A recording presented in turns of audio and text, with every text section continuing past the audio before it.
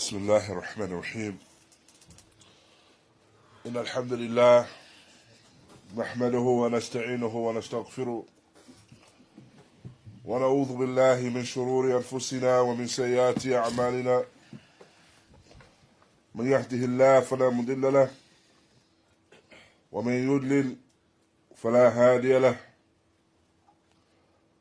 وأشهد أن لا إله إلا الله وحده لا شريك له وأشهد أن محمدا عبده ورسوله يا أيها الذين آمنوا اتقوا الله حق تقاته ولا تموتن إلا وأنتم مسلمون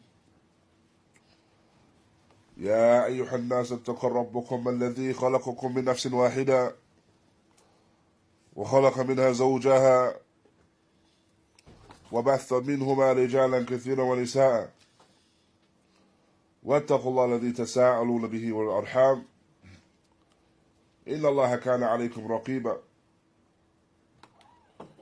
يا أيها الذين آمنوا اتقوا الله وقولوا قولا سديدا يصلح لكم أعمالكم ويغفر لكم ذنوبكم ومن يطع الله ورسوله فقد فاز فوزا عظيما أما بعد فإن أصدق الحديث كتاب الله وخير حدي محمد صلى الله عليه وسلم وشر الأمور محدثاتها وكل محدث بدعة وكل بدعة ضلالة وكل ضلالة في النار وبعد فحياكم الله إخوة جميعا وبارك الله فيكم. الحمد لله, Allah subhanahu wa ta'ala facilitated for us today to meet and to gather. We ask that it's for His sake alone and that it weighs heavy on our scales. And the intent behind this jalsa we're sitting today is for us to discuss the affair of the tongue. No doubt, the one that has a true understanding of Iman by way of his true definition understands that Iman, or a person's faith, is built upon and emanates from more than one aspect. As Iman of Ahlul Sunnati wal Jama'ah is tasdeeq bil qalb, qawl bil lisan, wa amal bil jawarih. The Iman is belief within the heart, statements upon the tongue, and actions upon the limbs. It increases with the obedience of Allah and decreases with ma'asiyah, decreases with disobedience. So when a person is well aware that the statement that emanates from his tongue can contribute to the affair of his Iman, to the affair of his faith and what he believes in, then no doubt he will come to know and come to understand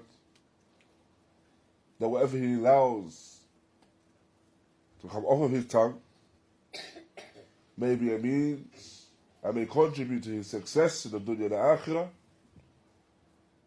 or may contribute to other than that, may contribute to the harms that may come his way in the dunya and the akhirah. And that a qawl, a statement that emanates from the tongue, is not merely just a throwaway action. However, a statement may come with consequences. A statement may come with consequences by way of Iman. A statement may come by way of consequences by way of islah fi deen, yani someone being upright and rectification of their deen. As we mentioned in Khutbah al-Hajjah, the ayah where Allah Ta'ala mentions, Ya ayyuhalladhina amanu ittaqullaha wa qulu qawlan sadida yuslih lakum a'malakum wa yaghfir lakum dhunubakum wa man yuti' Allaha rasulahu faqad faza fawzan 'azima. How many times have we heard this statement on a weekly basis? Where Allah Ta'ala mentions, oh, you believe, O you believe, fear Allah and say a statement of truth. Your affairs will be rectified and upright. Your sins forgiven. And whoever obeys Allah and His Messenger, then indeed he has attained a great success. Allah subhanahu wa ta'ala has commanded us within this ayah, the Surah Al-Ahzab. He's commanded us within this ayah with a qawl as-sadid, a statement of truth. Allah subhanahu wa ta'ala commands us with the statement of truth, and thereafter He mentions Tabarak wa ta'ala and the thamarat, the fruits of that. And the person that adheres to the statement of truth, Allah ta'ala mentions, يُصْلِحْ لَكُمْ أَعْمَالَكُمْ. And this is a means of rectification of your actions. And the person that adheres to truth, his actions will be rectified by way of him adhering to that straight path. وَيَغْفِرْ لَكُمْ ذُنُوبَكُمْ. And your sins will be forgiven. And this is the individual, متمسك بالحق. He adheres to the truth.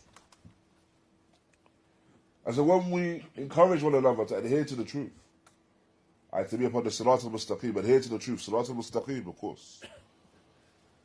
It's not just by way of our i'tiqad, our creed. There's no doubt it's of great importance. But that truth must be manifested when we speak the words that come out of our mouths. That's Allah Ta'ala's mentioned for us. And the benefit of that. Likewise, Allah Ta'ala states, أَلَمْ تَرَى كَيْفَ ضَرَبَ اللَّهُ مَثَلًا كَلِمَةٍ طَيِّبَةٍ كَشَجَرَةٍ طَيِّبَةٍ أَصْلُهَا ثَابِتٌ وَفَرْعُهَا فِي السَّمَاءِ تؤتي أكلها كل حين بإذن ربها ويضرب الله الأمثال للناس لعلهم يتذكرون. Allah Ta'ala mentions, have you not considered the example that Allah Ta'ala has given of the tree, the pure and good tree, in which its branches, as aslu have thabit, i.e. the roots are firm and its branches reach out to the sky. And the fruits of that tree provide food and sustenance at every time with the permission of its Lord.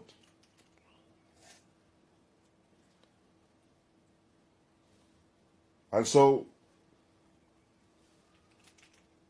your Lord puts forth parables and examples for the people so that the people may take heed. And this is an example of kalima tayyibah, a good word. It's like that good tree. Its roots are firm, its roots are fixed. And likewise, Allah Ta'ala mentioned, وَمَثْلَ كَلَمَةٍ خَبِيثَةٍ كَشَجَرَةٍ خَبِيثَةٍ.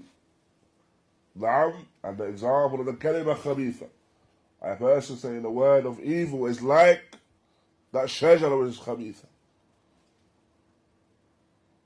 Na'am. And so Allah Ta'ala gives an example of the two. And lays an example of the two. The person that says the good word, or that kalimatul haqq, when he speaks the truth, that which will come from it is tayyib. That which comes from it is good in of itself. But when a person speaks a word of evil, a word that emanates from the tongue, which is a word that Allah Ta'ala is displeased with, whether it be from kadhib, lying, whether it be from ghībah, whether it be from namīmah. These words here will leave and cause great harm. And the individual that adheres to that way, he's responsible for his kalimat. and the results of his kalimat. He's responsible for what he says. That which emanates from his tongue, he's responsible for that. So it's upon the individual to have taqwa of Allah and fear Allah subhanahu wa ta'ala in that which he says. Fear Allah subhanahu wa ta'ala by way of his kalam. And Shaykh Fawzan, hafidhahullāh, mentions, فَاتَّقُوا اللَّهِ عِبَادَ اللَّهِ, fear Allah, O servants of Allah, وَتَحْفَظُوا مِنْ أَلْسِنَتِكُمْ, and preserve your tongues. وَزَنُوا كَلَامَكُمْ, and weigh up your statements. For indeed your statements will be written. Your statements will be written. As Allah Ta'ala informs us, أَمْ يَحْسَبُونَ عَنَّا لَا نَسْمَعْ سِرَّهُمْ وَنَجْوَاهُمْ وَلَا رَسُولُنَا لَدَيْهِمْ يَكْتُبُونَ. And do they believe and think that we do not hear that which is from the sir, that which they say amongst themselves, secretly, within themselves, amongst themselves, or that which they say openly?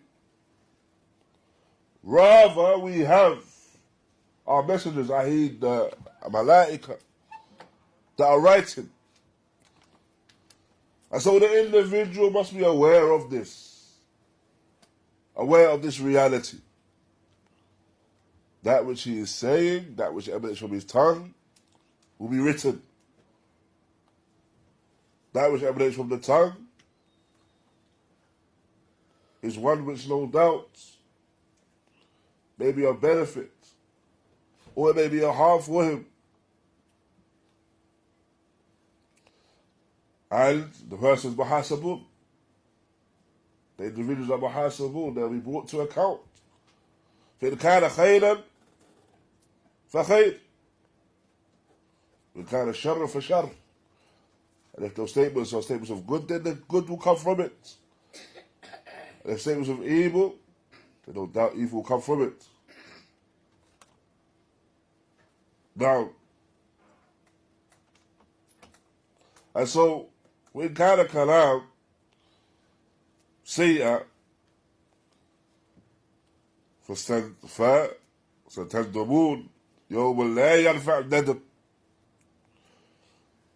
من أقبح الكلام وأشد الكلام الشرك بالله عز وجل بدعاء غيره.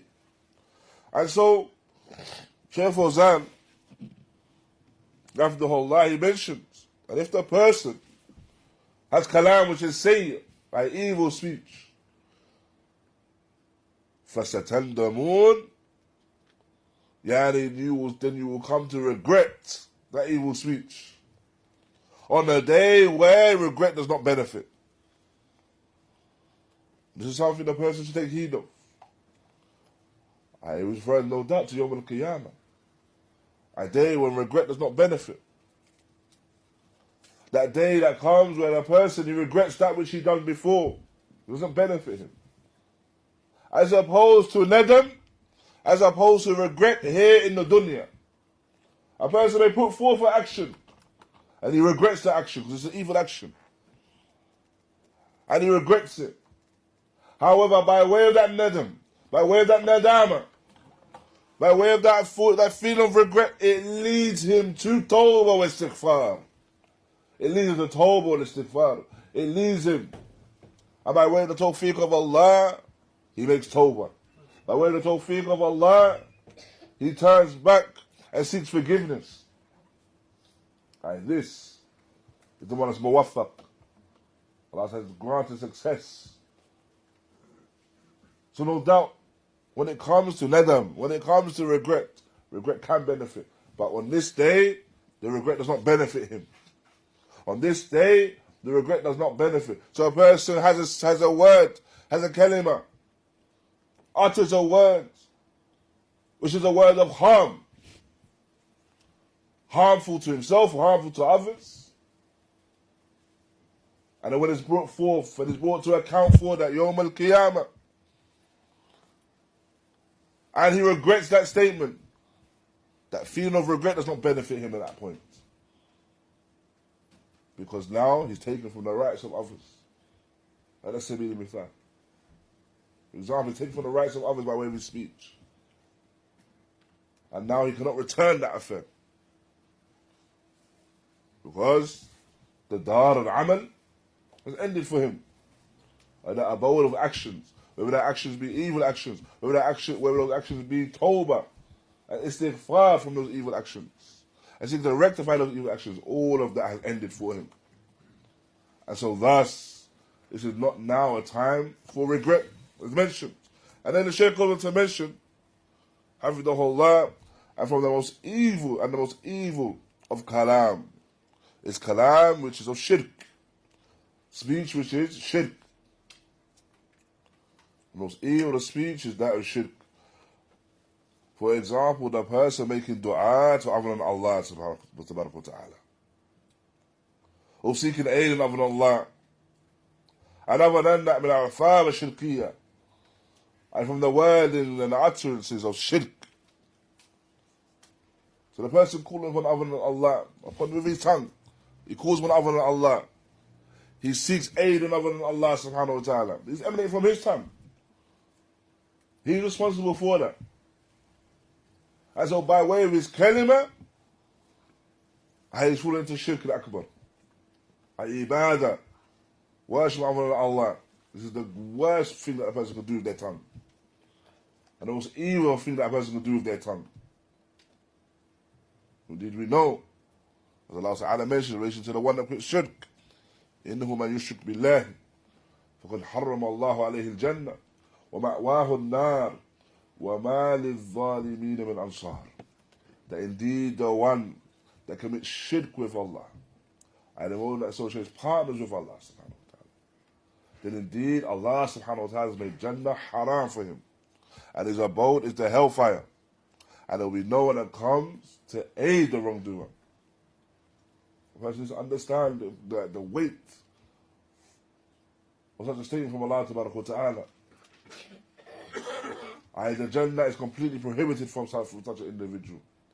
So a person that emanates that kalimah from the tongue, calling upon other than Allah, or a person seeks aid of Allah, kalimah from the tongue, and he dies in that state, that's the individual where it can be said that Jannah is haram for such an individual.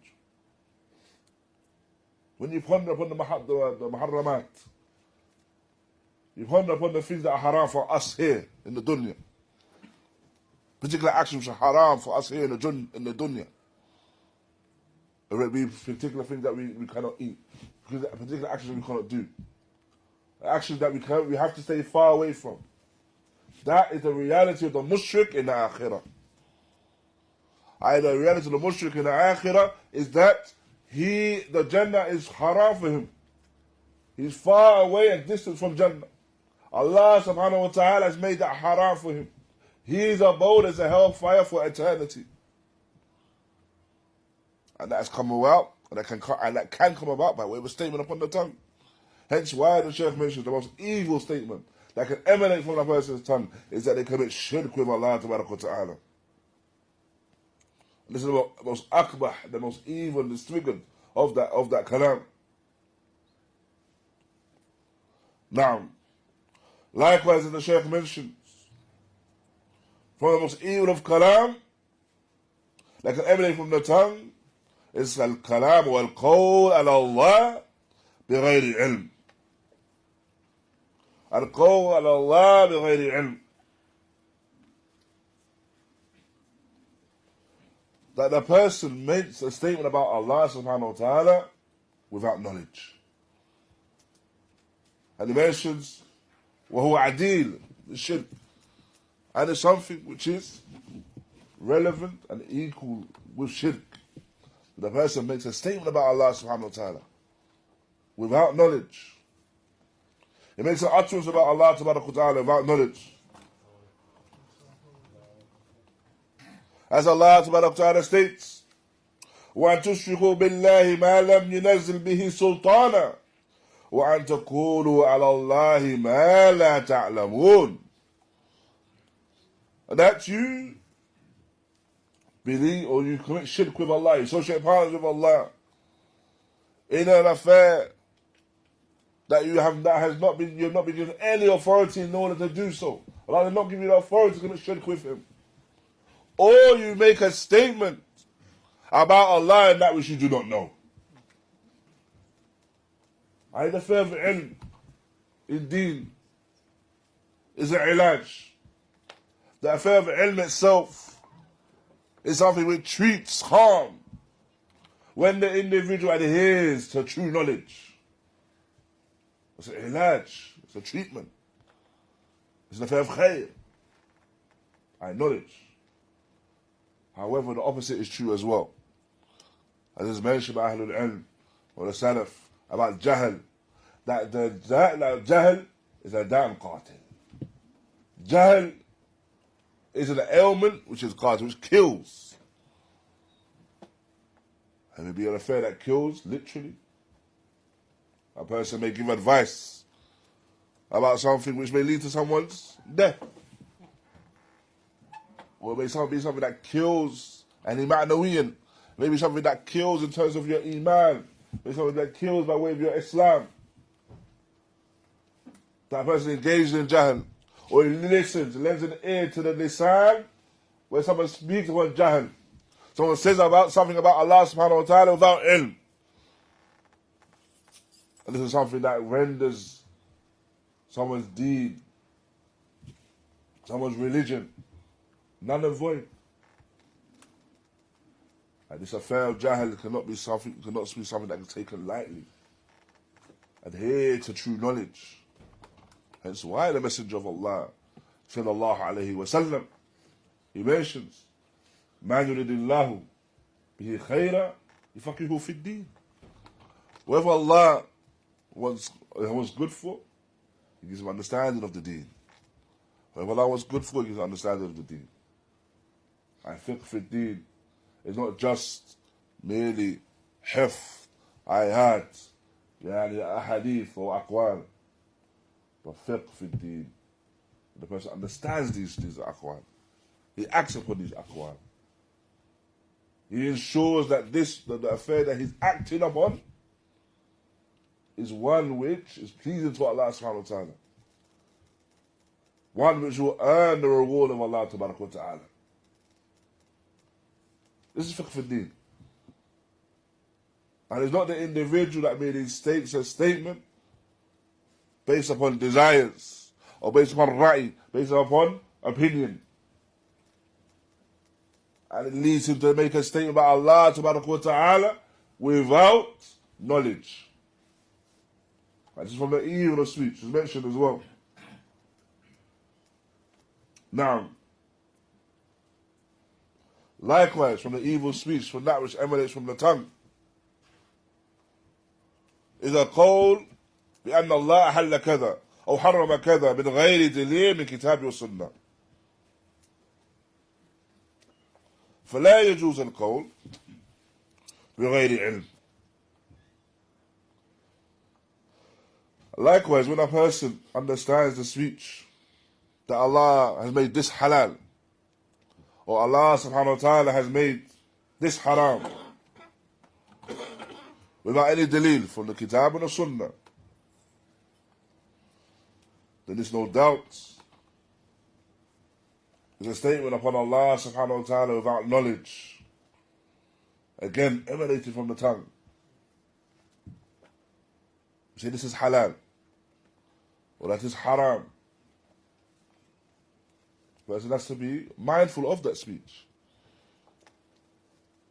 And of course, when a person discusses anything from ahkam, halal or haram, or anything, any other ahkam, this is mustahab, this is makruh, mubah.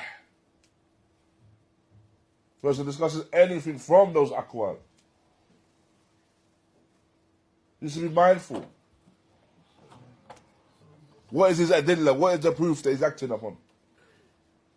Be mindful, where is the adillah from the kitab and the sunnah? Be mindful of that. For indeed, no doubt, a person may make a statement, and that statement may hold weight with others. So a person says this is halal, and individuals follow you in that affair.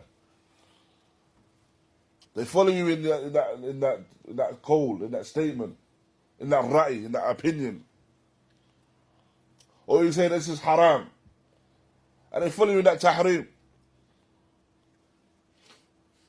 So a person may say something is halal and in reality it's not halal. What the individual's wara? The individual must fear Allah. The individual must look at themselves and really ask and really ponder, is this something that I want the people to follow me in? Am I prepared to stand before Allah Yawm al-Qiyamah and say that these people follow me in this, and I believe this to be the truth? It's not just a throwaway statement. I believe it's halal, yes. Not a throwaway statement. Because there'll be people that may follow you in that affair. And if the people follow you in that affair, you are making that statement because you believe you can stand before Allah and say that I told them this was halal and they can follow me in that. I told them this was halal and I believe that to be halal. Or I told them this was haram and I did not believe, and I believe that it was haram. So people will take something haram, for example, increasing mashaqqa upon themselves, increasing hardship upon themselves. However, the person does not relate the affair back to kitab and sunnah. This is the way of the Salafi. Kitab, sunnah. When you speak, it's kitab, sunnah. When you speak, it's salaf salih that understood the kitab and the sunnah. And it's not just the statement of ra'i fulan, ra'i a'lan. Not the statement of this person's opinion, that person's opinion. It's kitab and the sunnah. This is what we adhere to. This is what we cling to. This is from the statements, ideas that carry danger with them, and the person must be well aware of. Likewise, from these statements that the person must be aware of, and that is not permissible. Now, it's a shahadatu zur, that a person gives false testimony. يتساهل فيه الناس. And so you find that the people are lax with this now. I give whatever testimony that they feel they want to give. I give false testimony. I swear by Allah, giving this false testimony. Increasing in dhulm and harming others.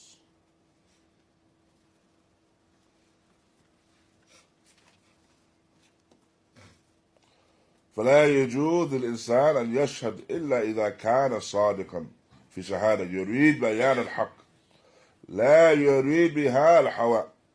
And so it's a must that when a person speaks, he speaks the truth. And when he gives witness, his statement of witness is a witness statement of truth. And he does not speak, and when he gives that witness statement of truth, he does so with the intent of making bayan of the haqq. He does so with the intent of clarifying the truth. And he does not do so with the intent of his desires, fulfilling his desires. It's a must that the person is sadiq. He's truthful in that which he states. Likewise, from aqbah al-kalam, from the evil of speech, is that of ghībah and namīmah. The affair of ghībah and namīmah. Well, ghībah, in its definition, كما ذكر النبي صلى الله عليه وسلم, هي ذكر أخاك بما يكره. This affair of ghībah, backbiting, as referred to in English, is the mentioning of your brother in that which he would dislike. That which you dislike.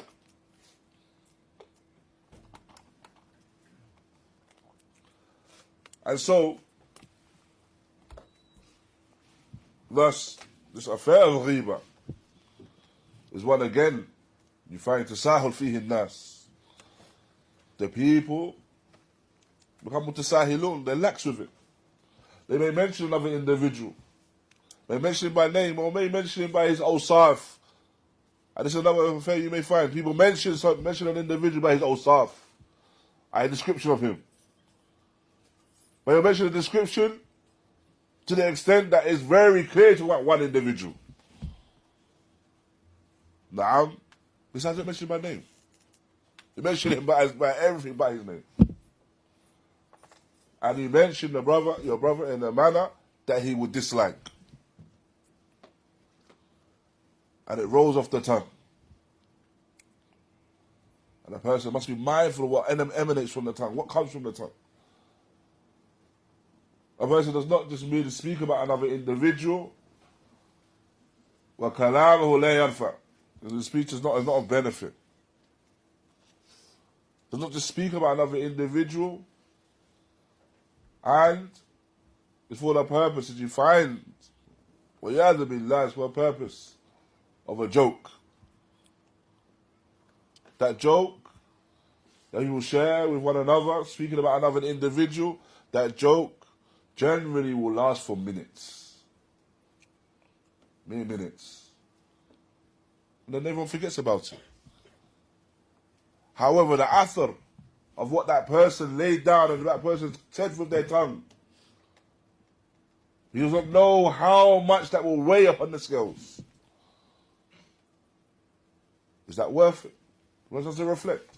Is it worth it? Speaking about another individual, in the ghībah, speaking about another individual, backbiting another individual, speaking about the uyub, the deficiencies of another individual, for the purpose of a joke. And that joke lasts for mere minutes, as mentioned. However, you may be the individual that Yawm al-Qiyamah, you come and you face what you said. You're responsible for what you said. To anything you've done from good. وَمَنْ كَانَ يَعْمَلْ مِثْقَالَ ذَرَّةٍ خَيْرًا يَرَهُ. Whoever does an act of good will see it. And whoever does an act of evil, he will see it. Doesn't matter what it is. You may believe it to be a throwaway comment, how it may weigh heavy, Yawm al-Qiyamah. You may believe it to be a throwaway comment about another individual. But that's the reason that he comes to you, Yawm al-Qiyamah, and takes one of your deeds. Or takes a deed from you. Or that's the reason he comes to you, Yawm al-Qiyamah, and gives you one of his evil deeds. Because that was you put forth. A throwaway comment. Or a discussion about another individual.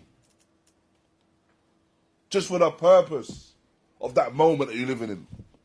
Just for that purpose of that ladha. This is why we're encouraged as Muslims to be mindful of Allah tabarak wa ta'ala. To be mindful of Allah. Why? Because we don't just live in moments. We don't just take in the moment and act upon what we want to do in that moment. Rather, we contemplate about consequences of the action that we're doing at that point. What are the consequences in this dunya? What are the consequences in the akhirah? That's how the Muslim should live. Contemplating the consequences of his actions.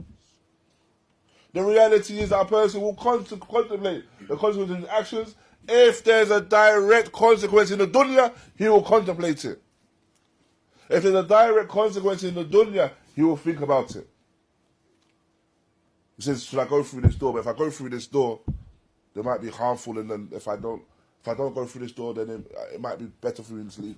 And he thinks about it, and he contemplates it, and they weigh up the harms and the benefits.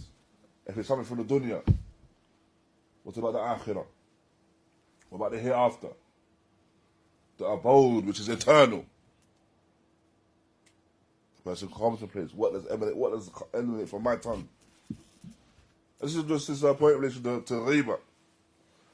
As for namīmah, it is mentioned, Shaykh Fawzān mentions, هي نقل الحديث بين الناس على وجه الإفساد بينهم.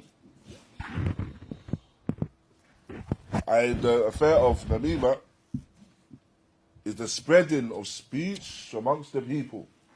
Spreading of the speech amongst the people in a manner that causes the ifsad bainahum, causes corruption amongst them. This is an action of corruption.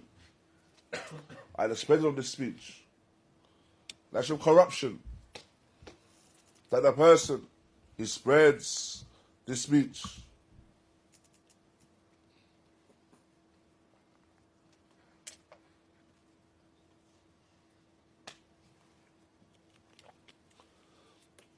Ahlul Ilm, rahimahumullah, from them, Shaykhana Shaykh Zayd al-Madkhali, he mentions that the namam, the one that engages in namīmah, the namam can be regarded as being worse than the sahir, worse than the sorcerer.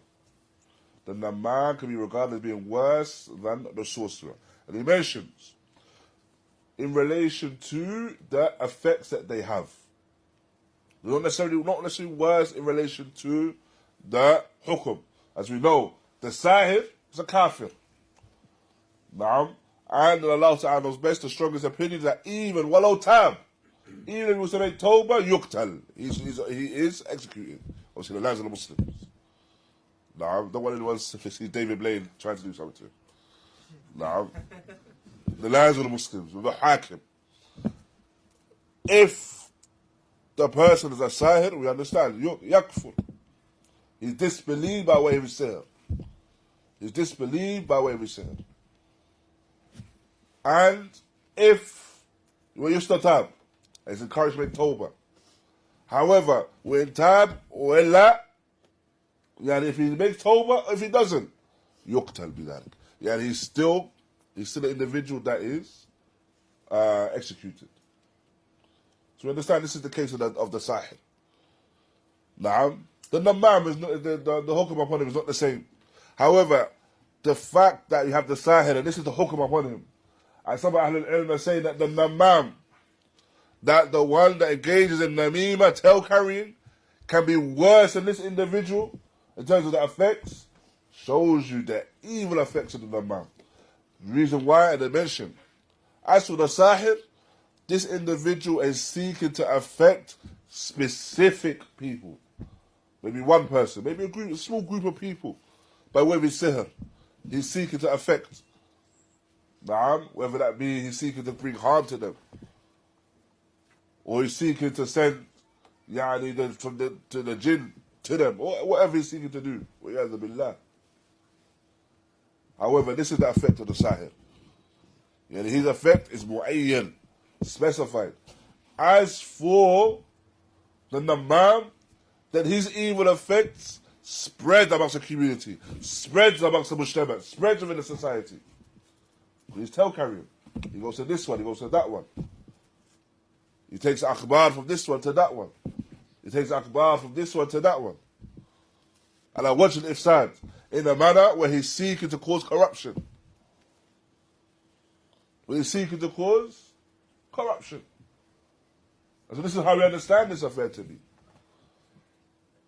That a person that's a nabab, if you find that the effect is one which is a great effect, then it will affect large amounts of people, communities, by way of that tale carrying. Allah Ta'ala states, ولا يغتب بعضكم بعضا لا يحب أحدكم أن يأكل لحم أخيه ميتا فكرهتموه واتقوا الله إن الله تواب رحيم. And Allah Ta'ala mentioned in relation to this affair of ghībah, and do not backbite one another. Would you like to eat the flesh of your dead brother?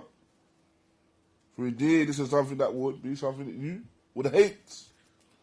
So fear Allah, indeed Allah is the one that accepts the repentance and bestows mercy upon the believers. And so, we understand that this individual that backbites, Allah Ta'ala equates that it's a backbiting to eating the flesh of your dead brother. No doubt, no one would want that for themselves. No one would want to do such a thing. And so just as a person would hate to do such an action, they should have hatred for themselves and in their hearts to speak about their brother in such a manner, in a manner which he would dislike. In a manner that he will see thereafter. As for the namīmah, as for the one that engages in a namīmah of tale carrying, then this is the individual that in reality places enmity amongst the people and hatred amongst the people.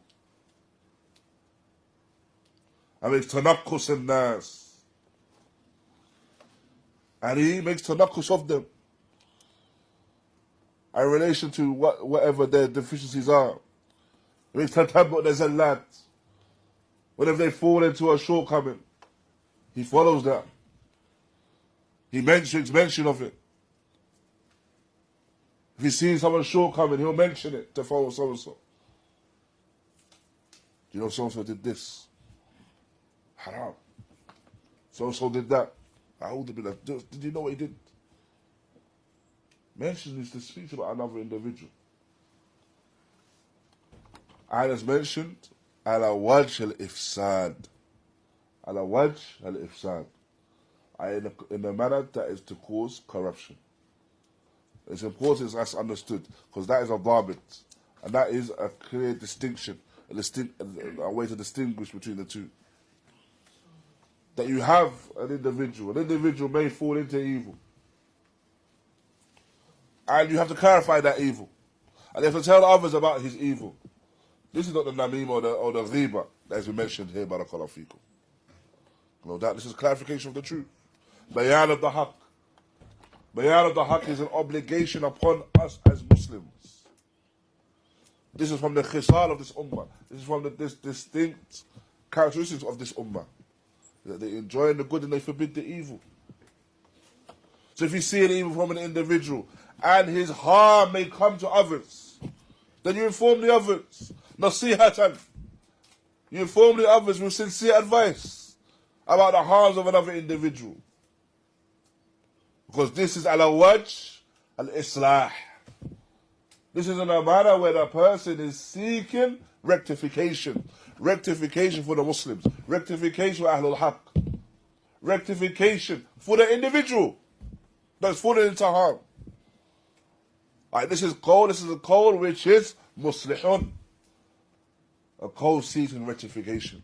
However, if you are an individual that is mentioning now, there's a lot and the shortcomings, all the slips of another individual to those that cannot affect change or those that will not affect change, then this is not an action, barakallahu feekum, which can be said is ala wajh al-islah.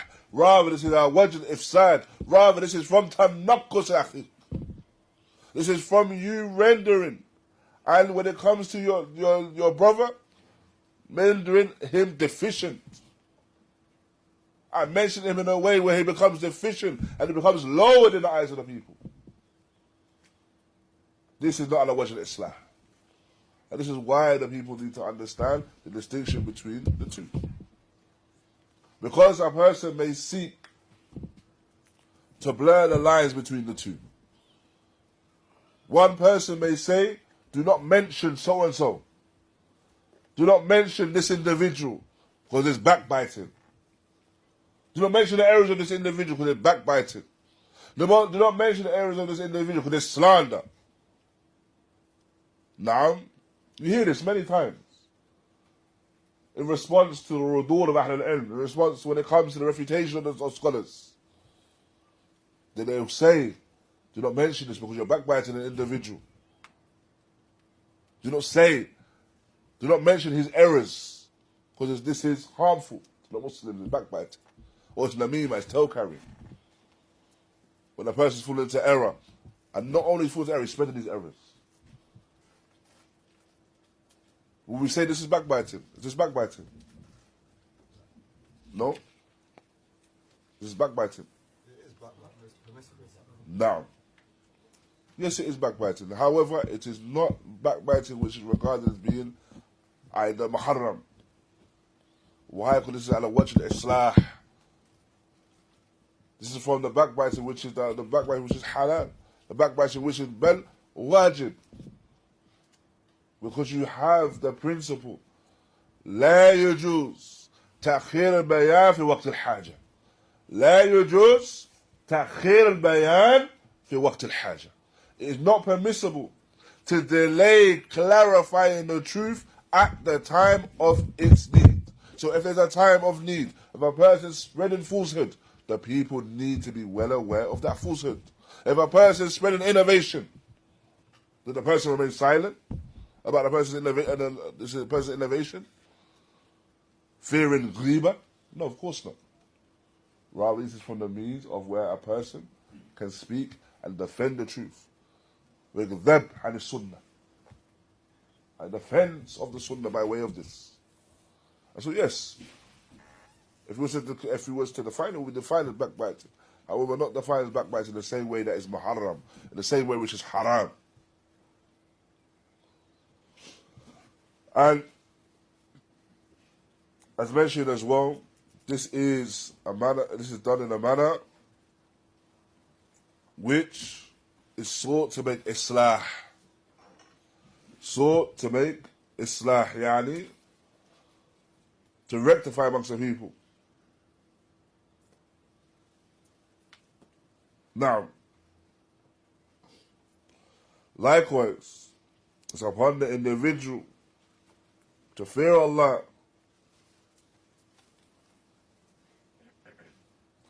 it's upon the person to fear Allah subhanahu wa ta'ala, and use his tongue in a manner which rectifies. And not to be the one that uses his tongue to spread the shortcomings of others.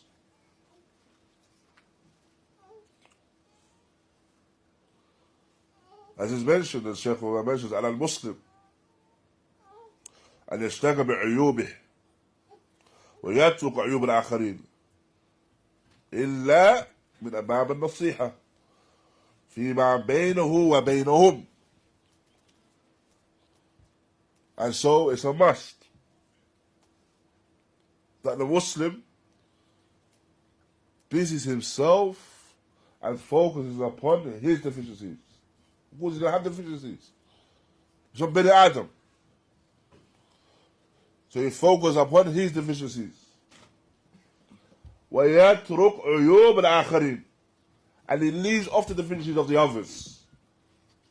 Except in the affair of a nasiha.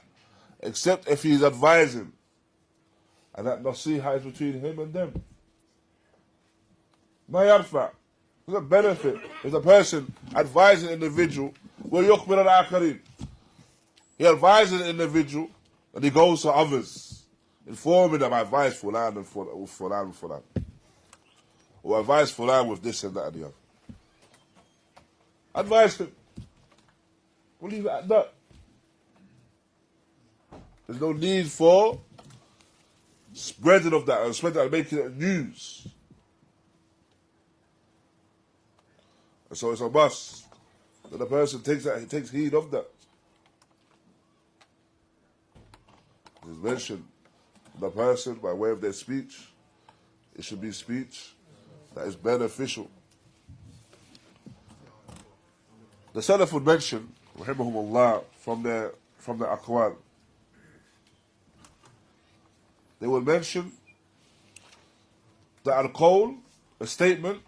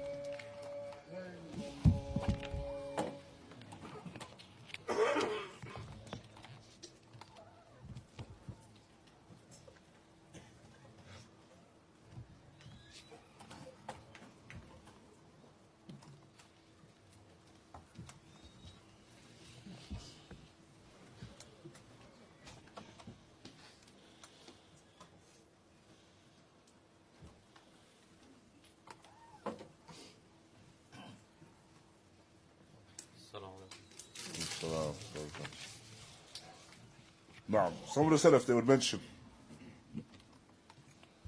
al-qawl, a statement. Before you say it, you control it. Before you make the statement, you have control over it.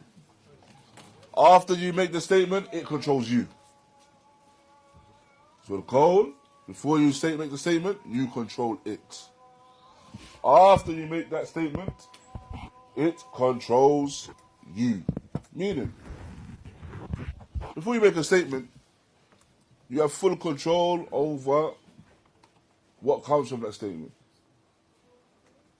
You have full control whether it's said or not.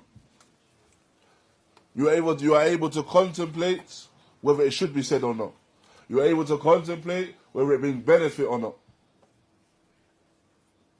You are able to contemplate whether this is something that may be harmful or not. This is before you made the statement.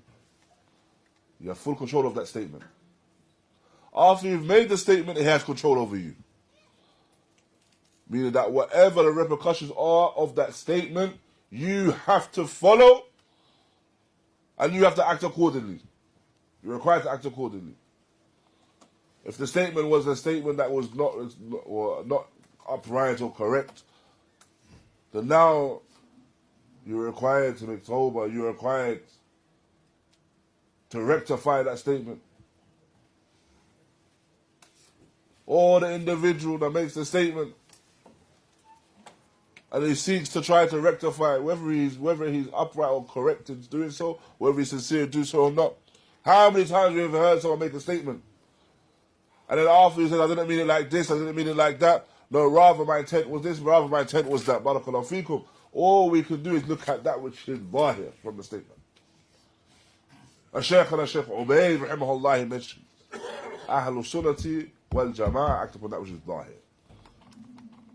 Ahlul Sunnah wal Jama'ah act upon that which is zahir.